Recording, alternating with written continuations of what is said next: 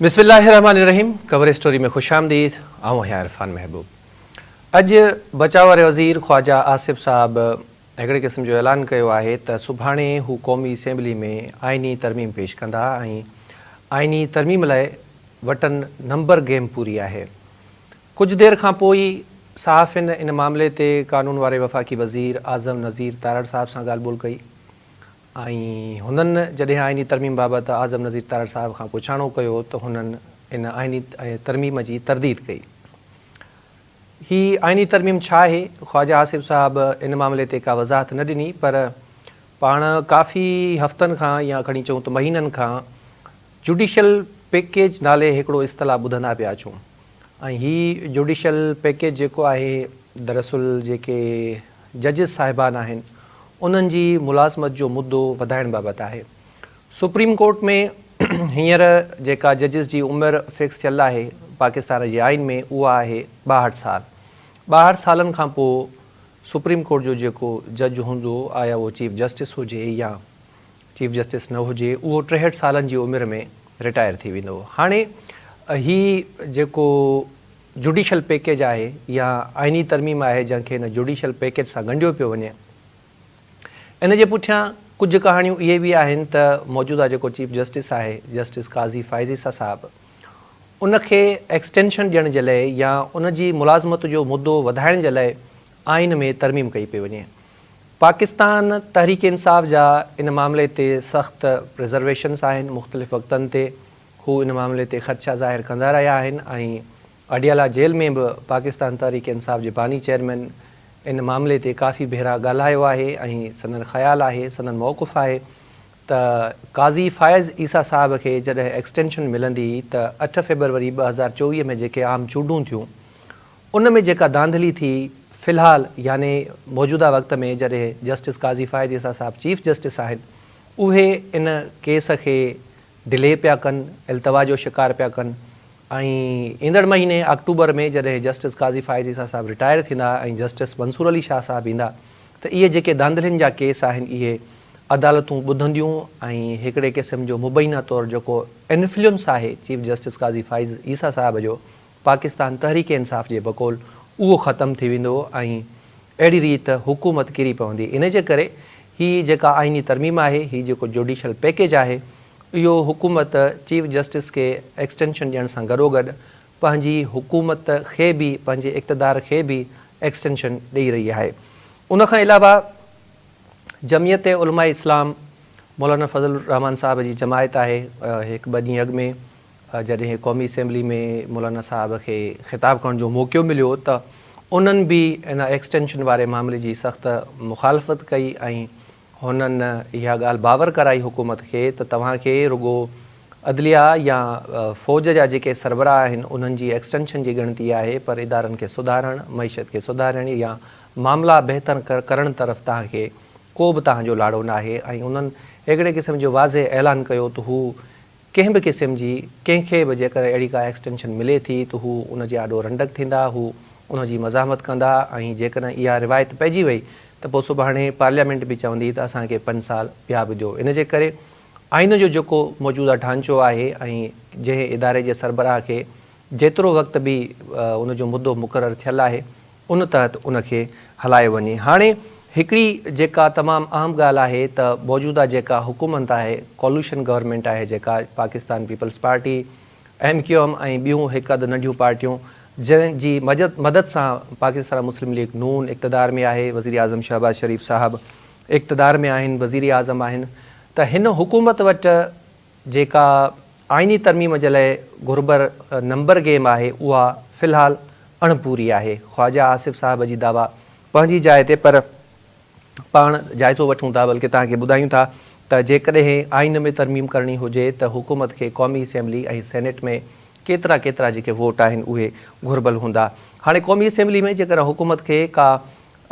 आइनी तरमीम पास कराइणी आहे त 224 जेके वोट आहिनि, 300+ जो ऐवान आहे क़ौमी असेंबली जो, उन में 224 वोट घुरबल हूंदा। 2/3 जी अक्सरियत हुकूमत वटि ज़रूरु हुजणु घुरिजे आइनी तरमीम लाइ। ऐं सेनेट में वरी 63 वोट घुर्बल हूंदा हुकूमत खे आइनी तरमीम पास कराइण जे लाइ, छो जो जेका आइनी तरमीम आहे इहा क़ौमी असेंबली मां पास थींदी ऐं सेनेट मां बि पास थींदी। क़ौमी असेंबली जो पाण जेकॾहिं हिन वक़्तु पार्टी पोज़ीशन जो जाइज़ो वठूं त हुकूमत वटि टोटल 211 मेंबरनि जी हिमायत हासिलु आहे ऐं जेकॾहिं आइनी तरमीम हुकूमत खे पास करणी आहे त इन जे लाइ अञा 13 वधीक मेंबरनि या वोटनि जी ज़रूरत पवंदी हुकूमत खे। अहिड़ी तरीक़े सां अपोज़िशन वटि वरी 101 मेंबरनि जी हिमायत हासिलु आहे। गवर्नमेंट वारे पासे जेकॾहिं पाण अचूं त पाकिस्तान मुस्लिम लीग नून जा 110 आहिनि, पाकिस्तान पीपल्स पार्टी जा 68 ऐं पाकिस्तान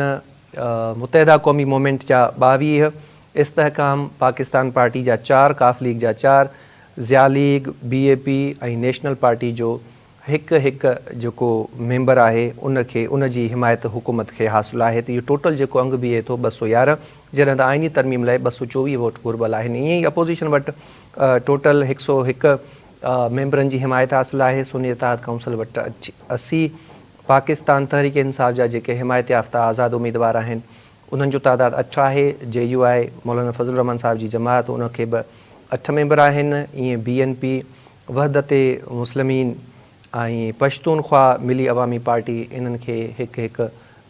मेंबर आहे या पाण खणी चऊं त हिकु वोट आहे। जॾहिं त 2 जेके आज़ाद उम्मीदवार जन बाद में काफ लीग ऐं नून लीग खे जॉइन कयो उहे बि जेको आहे सो अपोज़िशन सां गॾु आहिनि या अपोज़िशन जी बेंचिस ते आहिनि। ईअं ई वरी सेनेट जो पाण जेकॾहिं जाइज़ो वठूं था त सेनेट में हुकूमत खे आइनी तरमीम पास करण जे लाइ 63 वोट घुर्बल आहिनि। हिन वक़्तु हुकूमत वटि जेको सेनेट में वोटनि जो अंग आहे उहो 54 आहे, जॾहिं त अपोज़िशन वटि 31 आहे। ऐं गवर्नमेंट खे जेकॾहिं आइनी तरमीम पास करणी आहे त 9 अञा वधीक वोट सेनेट में घुर्बल हूंदा। सेनेट में जेका पार्टी पोज़ीशन आहे त पाकिस्तान पीपल्स पार्टी वटि 24, नून लीग वटि 19, बलोचिस्तान अवामी पार्टी वटि 4, MQM वटि 3 ऐं 2 जेके आज़ाद उम्मीदवार आज़ाद सेनेटर आहिनि उहे गवर्नमेंट सां गॾु आहिनि। ऐं उनखां अलावा 2 हिकिड़ा ॿिया बि आज़ाद उम्मीदवार आहिनि जेके आज़ाद बेंचिस ते आहिनि। ऐं आज़ाद सेनेट में जेकॾहिं को आज़ाद उम्मीदवार कामयाबु थिए थो त उहो कीअं कामयाबु थी वञे थो, कंहिंजी हिमायत सां, कंहिंजे वोटनि सां कामयाबु थिए थो, इहा असां सभिनी खे ख़बर आहे। सो हिन जे करे पाण चई सघूं था त इहे बक़ाया जेके आज़ाद उम्मीदवार आहिनि उहे बि गवर्नमेंट सां गॾु आहिनि, जिन जो तइदादु टोटल 54 बीहे थो। ईअं ई पाकिस्तान तहरीक इंसाफ़ जा 17 वोट आहिनि सेनेट में, JUI जा 5, NP जा 3, सुन्नी इत्तेहाद काउंसिल, वहदत मुस्लिमीन, BNP नेशनल पार्टी ऐं काफ लीग वटि हिकु वोट आहे। ऐं ही आहे सेनेट जी पार्टी पोज़ीशन। जेके करंट अंग अखर आहिनि उन हिसाब सां हुकूमत वटि 2-3 जी अक्सरियत कान्हे का, पर जेकॾहिं ख्वाजा आसिफ़ साहिब इहा दावा कनि था त वटनि जेका घुर्बल वोट आहिनि उहे पूरा आहिनि। त पाण खे माज़ी न विसारणु घुरिजे पाकिस्तान जी पार्लियामेंट में कीअं अहिड़े क़िस्म जा बिल या तरमीमूं पास थींदियूं रहियूं आहिनि ऐं कीअं नंबर गेम पूरा थी वञनि था। उहो साबिक़ वज़ीर आज़म जेके पाकिस्तान तहरीक इंसाफ़ जा बानी चेयरमैन आहिनि उन्हनि जो जेको बयानु आहे उहो रिकॉर्ड जो हिसो आहे। पर जेका अहम ॻाल्हि आहे उहा इहा आहे त हिन वक़्तु छिकताइण वारे दौर में आख़िरकार हुकूमत खे कहिड़ी ज़रूरत पेश अची रही आहे जो हू अहिड़े क़िस्म जी आइनी तरमीम आणनि था ऐं उहो बि अपोज़िशन जे सख़्तु ख़दशनि बावजूदि। छा वाक़ई बि हिन वक़्तु पाकिस्तान खे या पाकिस्तान जी अदलिया खे इन ॻाल्हि जी ज़रूरत आहे त जेके जज साहिबान आहिनि उन्हनि जी 3 या 4 साल उन्हनि जी जेको मुलाज़मत जो मुदो आहे उहो वधायो वञे। इन अमल सां कंहिंखे फ़ाइदो थींदो, कंहिंखे नुक़सानु थींदो ऐं करंट जेका सिचुएशन आहे छिकताइण वारी उहा आख़िर किथे दंग कंदी, इन मामले ते पाण कवर स्टोरी में हीअ ॻाल्हि ॿोल कंदासीं। शाहीन कुरैशी साहब सीनियर सहाफ़ी ऐं तज़िया निगार आहिनि। शाहीन साहब बहुत शुक्रिया, आपने हमें वक्त दिया। सर, हुकूमत के पास नंबर गेम पूरी नहीं है ज़ाहरी तौर पे, और ख्वाजा आसिफ साहब कह रहे हैं कि कल हम आइनी तरमीम ला रहे हैं, कौन सी आइनी तरमीम कुछ पता नहीं, लेकिन जुडिशल पैकेज के हवाले से हम बहुत दिनों से, हफ्तों से बातचीत हो रही है। तो ये क्यों हो रहा है इस वक्त? ये कशीदगी है पहले ही सियासत में, और ऊपर से हम ऐसी बातें कर रहे हैं। मौलाना फजलुर रहमान साहब भी मुखालफत कर चुके हैं एक्सटेंशन की, और PTI के भी रिजर्वेशंस हैं। तो आखिरकार हुकूमत ऐसे मामलात में क्यों घुस रही है जो कि पहले ही तनाव का शिकार हैं? जी हाँ, तनाव तो बहुत है इस वक्त, सियासी तनाव भी है, केसेस भी चल रहे हैं, जनरल फैज का ट्रायल भी चल रहा है जी, और उसके अंदर जो है PTI बानी के घसीटने की भी बातें चल रही हैं, اور دیگر کیسز بھی ہیں. 190 ملین کا بھی معاملہ جو ہے آخری جو ہے گواہ کے اوپر بحث تک آ چکا ہے. تو بہت ساری چیزیں ہیں. ملک کے اقتصادی بحران بھی ہیں, سیاسی بحران بھی ہیں, لیکن جس ملک کے ایک صوبے کے اندر جو ہے پولیس دھرنا دے رہی ہو اور 5 جگہوں پہ جو ہے ہڑتالیں ہو رہی ہوں پولیس کی, اور وہاں آلریڈی دہشت گردی ہو رہی ہے اور وہاں پہ خودکش حملے ہو رہے تھے, وہاں اسٹیبلشمنٹ پہ اٹیک ہو رہے ہیں, تو ایسی صورتحال میں یہ سوال بڑا امپورٹنٹ ہے کہ نہ تو آپ کی اقتصادی حالت ٹھیک ہے,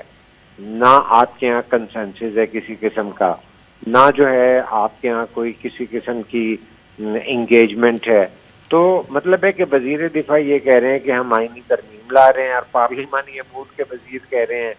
کہ نہیں ایسی بات نہیں ہے. تو کیا یہ مطلب ہے کہ دفاع کے زیر اثر جو ہے ترامیم لائیں گے اور نمبر پورے کریں گے؟ تو یہ بڑا $1 ملین کویشچن ہے. اگرچہ آپ نے پوائنٹ آؤٹ کرایا ہے کہ مولانا فضل الرحمان صاحب جو ہیں وہ انکار کر چکے ہیں, لیکن مولانا فضل الرحمان صاحب نے آئینی اصلاحات کے حوالے سے ایک کھڑکی کھولے رکھی ہے کہ آئینی اصلاحات بھی ہو سکتی ہیں, اور جو ہے قانون سازی جو ہے اور اس کے حوالے سے بھی ایک بینچ جو ہے نا آئینی معاملات کو دیکھنے کے لیے علیحدہ تشکیل دیا جا سکتا ہے. تو کسی وقت بھی آپ کو معلوم ہے کہ پاکستان کے اندر کس طرح فیصلے ہوتے ہیں, چاہے ہائیبرڈ سسٹم ہو, چاہے الٹرا ہائیبرڈ سسٹم ہو, چاہے موجودہ سسٹم ہو. تو پاکستان کے اندر تو یہاں بات ختم ہو گئی ہے کہ جو وزیر قانون ہے وہ کہہ رہے ہیں ایسا نہیں ہے, جبکہ وزیر دفاع جو ہیں وہ کہہ رہے ہیں کہ ایسا ہے, ہم لا بھی رہے ہیں اور ہمارے نمبر بھی پورے ہو جائیں گے.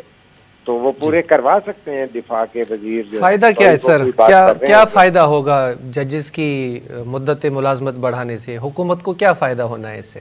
دیکھیے بات یہ ہے کہ ججز کی مدت ملازمت بڑھانے کا فیصلہ جو ہے وہ ایک بڑا ٹرکی سوال ہے کہ جس کے اوپر جو ہے ایکسٹینشن دینے کی جو مولانا فضل الرحمان بات کر رہے ہیں نا, تو وہ پھر یہ کہیں گے کہ ہم ایکسٹینشن نہیں دے رہے, ججز کی تمام ججز کی این بلاک جو ہے مدت ملازمت میں توسیع کر دی گئی ہے. تو کیونکہ بحران ہے, پینڈنگ کیسز ہیں, اور جو ہیں لوگ اس کے بعد بھی تو دیکھیں نا ریٹائرڈ ججز جو ہیں نگران وزیر اعلیٰ بھی بنتے ہیں, الیکشن کمیشن میں بھی جاتے ہیں, تو ان کے اندر جو ہے نا 63 سال تو کوئی ایسی خاص عمر نہیں ہوتی. تو میں یہ سمجھتا ہوں کہ پھر سب کے لیے برابر ہے, یہ پرسن اسپیسیفک بھی نہیں ہوتا کہ اگر قاضی فائز عیسیٰ صاحب کو فائدہ ہوگا تو جسٹس منصور علی شاہ کو بھی اس کا فائدہ ہو جائے گا, کیونکہ 3 سال مدت ملازمت سب کی بڑھ جائے گی نا. تو اس کے اندر کوئی نہ تو یہ پرسن اسپیسیفک جو ہے ترمیم ہوں گی, اور نہ ہی یہ جو ہے کہ آپ پارلیمنٹ کو قانون سازی سے روک سکتے ہیں. تو بہرحال یہ تو ایک طے شدہ معاملہ تھا کہ بہت سارے معاملات ججوں کی تقرری کس کا طریقہ کار کیا ہوگا, اور جو ہے چیف جسٹس کا انتخاب سینئرٹی کی بنیاد پر ہوگا یا اس کے اندر پارلیمنٹ کا بھی کوئی وجود یا پارلیمانی کمیٹی کی بھی کوئی کردار کا جو ہے تعین کیا جائے گا کہ آئی ایس آئی کی بریفنگ کے اوپر ہی جو ہے جس طرح بکلا کو ریکمینڈ کر دیا جاتا تھا یا ڈفرینٹ حامد علی خان کے چیمبر سے آ جاتے تھے, شریف الدین پیرزادہ صاحب کے چیمبر سے آ جاتے تھے, آسما جہانگیر کے تو ظاہر چیمبر سے نہیں آتے تھے. تو وہ جس طرح سے ججز کا طریقہ انتخاب ہے اس کے نتیجے میں یہ پچھلے دنوں بندیال کورٹس کے دور میں یہ باتیں چل رہی تھی نا کہ لوگ یہ بھی کہتے تھے کہ بینچ کی تشکیل کے وقت پتہ چل جاتا ہے کہ فیصلہ کس قسم کا آنا ہے. بہرحال یہ تو میں ایک بات کو اپریشیٹ کروں گا کہ قاضی فائز عیسیٰ کے دور میں یہ ضرور ہوا ہے کہ جو ہے 3 جج مل کر جو ہیں بینچ کی تشکیل کا فیصلہ کرتے ہیں اور کس کو فکس کرنا ہے. شاہین صاحب ریفارمز آنے چاہیے, یہ بات بالکل آپ کی درست ہے, لیکن حکومت کے پاس نمبرز پورے نہیں ہیں, اور نمبر زبردستی پورے کر کے آپ ریفارمز کریں, جوڈیشری میں آپ کانسٹیٹیوشن میں امینڈمنٹ کریں, یہ ایسے معاملات ہیں جس پہ تمام سیاسی جماعتوں کو, خاص طور پہ اپوزیشن کو بھی اکٹھا بیٹھنا چاہیے حکومت کے ساتھ. لیکن ایسے ماحول میں اگر قانون سازی ہوگی یا آئینی ترمیم ہوگی تو پھر اس کی کریڈیبلٹی کیا بچے گی؟ دیکھیں آپ بڑے درست آپ نے سوال کیا ہے کہ جہاں تک جمہوری نارمز کی بات ہے, جہاں اصولوں کی بات ہے, اس کے حساب سے آپ کی بات بلا شبہ 100% درست ہے. لیکن مجھے بتائیے جہاں پہ تمام جو ہے سیاسی پارٹیاں نہ ہوں یا میجر کھلاڑیوں کا رجحان جو ہے وہ اسٹیبلشمنٹ کی طرف ہو کہ آپ اگر اپوزیشن کو کہتے ہیں تو اپوزیشن کے تو ابھی تک جو ہے عمران خان صاحب کہہ رہے تھے کہ ہم تو ان سے بات کریں گے، جو فوج سے بات کریں گے، آرمی چیف سے بات کریں گے جن کے پاس اختیار ہیں، اور سیاست دانوں کو وہ جو ہے کرپٹ اور نااہل اور ان کو رد کر رہے تھے کہ ان کے ساتھ بات نہیں کرنی۔ اب جب کہ فیض کے کیس آئے ہیں، جنرل فیض کے، اس کے بعد اب انہوں نے کہنا شروع کر دیا ہے، پہلی بار ہی کہا ہے کہ بھئی نہ ہم سیاست دانوں سے بات کریں گے نہ ہم فوج سے کریں گے۔ تو اب وہ ایک ایسی جو ہے ایکسٹریم پہ جا رہے ہیں کہ جس کے اوپر جو ہے سیاست دان کبھی بھی نہیں جاتے۔ سیاست دان کیسے کہہ سکتا ہے کہ ہم کسی سے ڈائیلاگ نہیں کریں گے؟ سیاست کے اندر تو ڈائیلاگ ہوگا کہ اگر حکومت جو ہے وفاقی پارلیمانی نظام میں وہی بناتے ہیں جن کے پاس ایم این اے زیادہ ہوں گے۔ یہ تو نہیں ہو سکتا کہ پھر اگر نہیں ہے تو اسمبلیاں توڑتے رہیں یا اسمبلیوں کو جو ہے اس طرح سے سلیکٹڈ لوگوں کو لایا جاتا رہے۔ تو میں سمجھتا ہوں کہ یہ پرابلم تو ہے کہ جب اپوزیشن بھی جو ہے سیاسی طور پر ثابت ہوئی ہے کہ اس کی جمہوریت سے وابستگی نہیں ہے، جس طرح بلاول بھٹو نے کہا تھا کہ آپ کی سب سے زیادہ سیٹیں ہیں تو ہم آپ کو کہتے ہیں کہ آپ حکومت بنائیے، تو اس وقت انہیں سیاسی فیصلے کرنے چاہیے تھے، اور اب شکوے کرنے کی بجائے اس وقت جو ہے اگر سمجھتے ہیں کہ عمران خان کی وکٹمائزیشن ہو رہی ہے، جو کچھ بھی ہو رہا ہے، ان چیزوں کو سیاسی طور پہ پارلیمنٹ کے ذریعے حل کرتے، سیاسی جماعتوں کے ذریعے سیاسی انگیجمنٹ میں کرتے، قانون اصلاحات پر اگر آج اعتراضات کر رہے ہیں تو پھر ان کی حکومت ہوتی، وہ کر لیتے۔ انہوں نے اپنے دور میں جتنا فاشزم کیا ہے، جتنا پریس فریڈم دیا ہے، جتنی وکٹمائزیشن کی ہے، جس طرح مخالفین کے خلاف کارروائیاں کی ہیں، جس طرح مخالفین کے ساتھ انہوں نے جو ہے سیاسی انگیجمنٹ کر کے جو ہے ہائیبرڈ سسٹم کے خلاف سپیس واپس لینے کی بات کی ہے، تو وہ آپ کے سامنے ہے، قوم کے سامنے ہے کہ وہ جو ہے اگر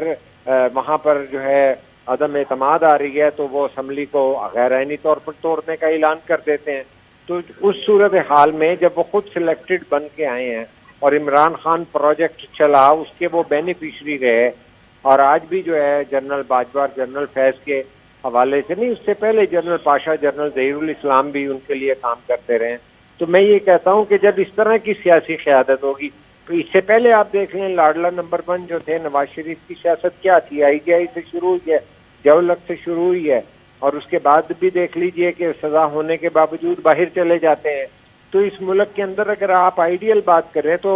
ہونی جو کہ چاہیے، جو جمہوری روایات ہوتی ہیں، جو ملک جو ہیں اصولوں کی آدرش کے اوپر چلتے ہیں، وہ آگے بڑھتے ہیں۔ لیکن یہاں تو بدقسمتی ہے کہ میں سمجھتا ہوں کہ اس وقت تو اسٹیبلشمنٹ کا فائدہ ہو رہا ہے کہ لاڈلا 1 بھی ان کا ہے، لاڈلا 2 بھی ان کا ہے، کہ بھئی اگر وہ ڈیل کریں گے تو ایک طرف پاپولر ان کو کر دیا گیا ہے جو میر جعفر میر قاسم کرتے رہے اور پاپولیرٹی گین کرتے رہے، لیکن ان کے خلاف ایکشن ہی کوئی نہیں ہوا۔ کیا عام یہاں پہ کوئی منظور پشتین جو ہے کسی کو میر جعفر میر صادق کہہ سکتا تھا؟ نہیں کہہ سکتا تھا۔ پیپلز پارٹی کہہ سکتی تھی؟ نہیں کہہ سکتی تھی۔ تو کہنے کا مقصد ہے کہ پاکستان کے صحافی، پاکستان کے جو ہیں دانشور اس بات کو سمجھتے ہیں، تاریخ پہ نظر رکھتے ہیں کہ بھئی ہماری جب تک سیاست کو آزاد نہیں کیا جائے گا، جو کہ باجوہ صاحب نے اعلان بھی کیا تھا کہ اب ہم نے اپنے جونیئر افسروں کو یقین دلا دیا ہے، ہم ماضی میں جو ہے سیاست میں مداخلت کرتے تھے۔ میں سمجھتا ہوں کہ جو 28 تاریخ فروری کے رزلٹ آئے ہیں اس کے اندر بھی نیوٹرل نہیں ہوئے ہیں، تو آج بھی یہی چل رہا ہے، اور آج بھی عمران خان کو آج جب بات کرے اگر اسٹیبلشمنٹ تو وہ بھاگے بھاگے جائیں گے، بات کر لیں گے۔ اور آج جو شہباز شریف کر رہے ہیں تو وہ جس طرح عمران خان نے کہا تھا کہ ہم اپنا بجٹ جو ہے یہ صحیح کو کہہ کے ممبر پورے کرواتے تھے اور بجٹ پاس کرواتے تھے، تو آج بھی اس سے کیا مختلف بات ہے کہ وہ ان کو آئینی ترامیم کے لیے ایم این اے اگر پورے کر کے دے دیں گے تو وزیر دفاع تو صحیح کہہ رہے ہیں نا کہ ہمارے پاس جو ہیں ہم آئینی ترامیم بھی کرنے جا رہے ہیں اور بندے بھی پورے ہیں۔ تو یہی تو پرابلم ہے کہ میں یہ سمجھتا ہوں کہ سیاستدانوں کو سیاسی سپیس جو ہے واپس لینے کے لیے جانا چاہیے، لیکن المیہ یہ ہے کہ ہمارا میڈیا بھی یہ رول ادا نہیں کرتا کہ وہ قوتیں جو ڈیموکریٹک نارمز کے اوپر رہتی ہیں اور ان کو پیچھے دھکیلا جاتا ہے، ان کا ساتھ دینے میں پرابلم ہوتا ہے۔ لیکن موقع پرستی وہ جماعتیں بھی مجبور ہو جاتی ہیں کرنے میں، کہ جو جس طرح سے کہ بلوچستان کے واقعات میں پیپلز پارٹی ٹھیک کو ہے کہا شاہین صاحب، جاتا ہے کہ بہت آصف بہت علی شکریہ زرداری آپ کا، صاحب کو آپ نے ہمیں وقت دیا ऐं हिते ई कवरेज स्टोरी में नंढड़ी साई जो वक़्तु थियो आहे। ब्रेक वठूं था ऐं ब्रेक खां पोइ पाण वापसि ईंदासीं त पाण ॻाल्हि ॿोल्हि कंदासीं। नए दौरे मां 3 ॼणा अॻुवा थी विया आहिनि ऐं उन्हनि खे ॾींहं ॾिठे कीअं अॻुवा कयो वियो इन मामले ते पाण ॻाल्हाईंदासीं, पर नंढड़ी साई वठूं था।